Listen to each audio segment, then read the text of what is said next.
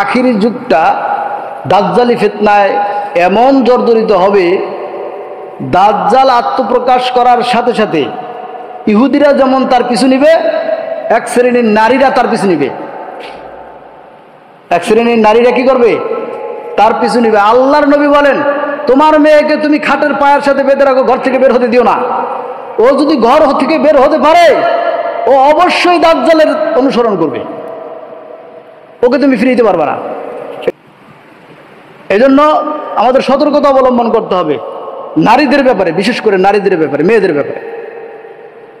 আজকে মেয়েরা দেখেন না, সমান অধিকারের নামে আল্লাহর দেয়া বিধান, সম্পদ বন্টনের যেই আল্লাহর বিধান, সেই বিধানে তারা হস্তক্ষেপ করছে। কি বিধানে হস্তক্ষেপ করলো? যে একজন পুরুষ যা পাবে নারীও তাই পাবে, নতুবা নারীর উপর বৈষম্য করা হয় নাকি বলে। আর এই বৈষম্যটা তোমরা বুঝলে, আল্লাহ বোঝে নাই। বৈষম্য তোমরাই বুঝছো, আল্লাহ বোঝে নাই। আল্লাহ রাব্বুল আলামিন আহকামুল হাকিমিন,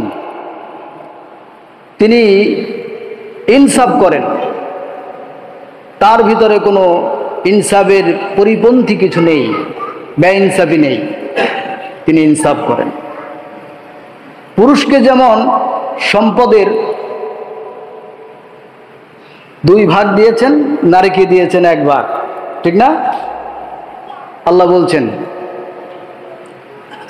ইউসিকুমুল্লাহু ফি আওলাদিকুম লিয-যাকারি মিসলু হাযযিল উনসায়াইন ফাইন কুন্না নিসাআন ফাওকা ইসনাতাইনি ফালাহুন্না সুলুসা মা তারাক।